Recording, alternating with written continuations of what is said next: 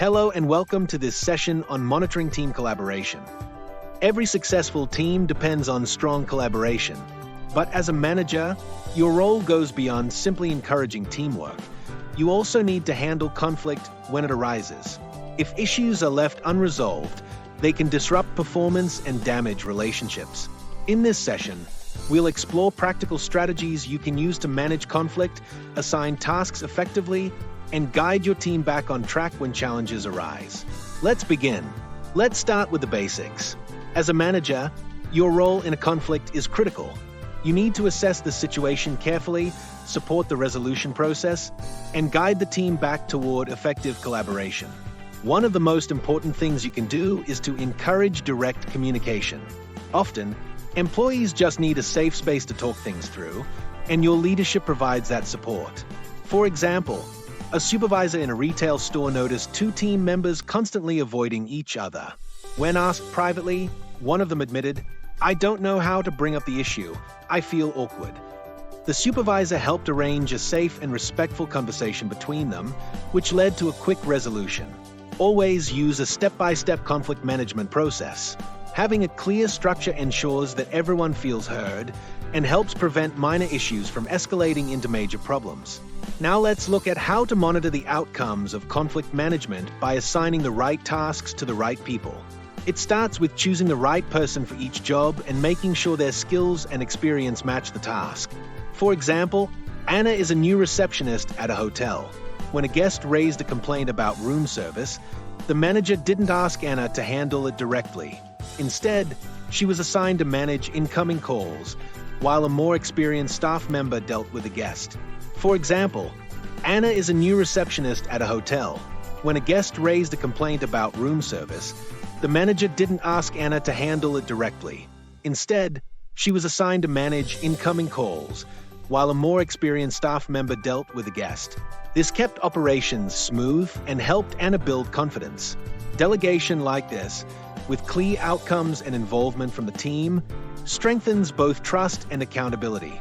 When you're resolving conflict, the first and most important step is to listen. Give the employee a chance to speak and explain their point of view. Be present, ask questions if needed, and show that you're taking them seriously. For instance, a restaurant team member once said, "I feel like I'm always the one doing weekend closing shifts." That small comment opened the door to a deeper scheduling issue, something the manager hadn't realized. For example, a restaurant team member once said, "I feel like I'm always the one doing weekend closing shifts." That small comment opened the door to a deeper scheduling issue, something the manager hadn't realized. Once you've listened, it's your turn. Share your observations, focus on facts, and explain what needs to change and why. Be calm and clear. This is about progress, not blame. The next step is mutual planning. Ask the employee what steps they can take to help resolve the issue, and offer your own suggestions too. Work together to create a realistic plan, then write it down. For example, when one team member complained that a colleague was regularly late handing over shift reports, they agreed to send a short update by email at the end of each shift. The manager added this to the plan and scheduled a follow-up meeting to check how it was going. For example, following a complaint about late handovers, two staff members in an office agreed to send brief daily updates by 4 p.m. The manager wrote this into a plan and set a check-in meeting for the following Friday. Following up shows that you care about the outcome and that everyone is accountable for making improvements. Sometimes, even after private conversations, the issue doesn't improve. In these cases, it's time to bring both employees together for joint discussion. Your goal here is to help them communicate openly while remaining neutral and guiding the process. This step reinforces that collaboration is not just encouraged, it's supported. For example, in a logistics team, two employees had a long-standing misunderstanding about delivery logs. After individual chats didn't work, the manager brought them together and helped clarify their responsibilities in front of each other. This step quickly reduced daily friction. It shows the team that you're not avoiding the issue and that you're committed to creating a respectful, functional workplace. A structured mediation session can be a turning point.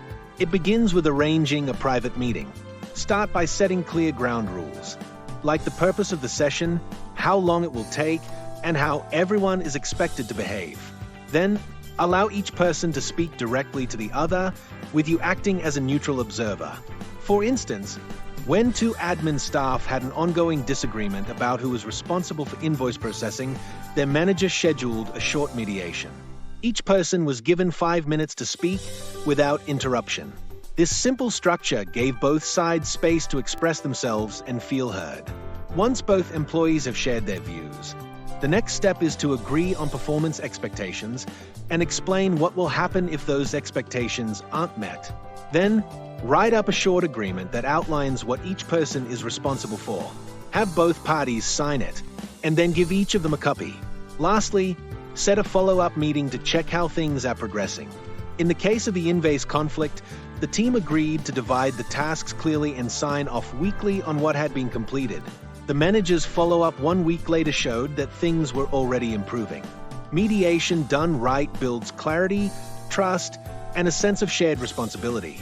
For example, after the invoice mediation, the two team members agreed to divide the work clearly and track progress weekly.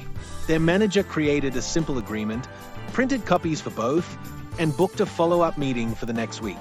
Great job! In this session, you've learned how to monitor team collaboration through clear communication, structured conflict resolution, and thoughtful delegation. You now have practical steps for assigning tasks, leading difficult conversations, and using follow-up sessions to create long-term results. When you listen carefully, act promptly, and support your team consistently, you help build a culture where collaboration can truly thrive. Thanks for joining this session, and keep leading with clarity and care.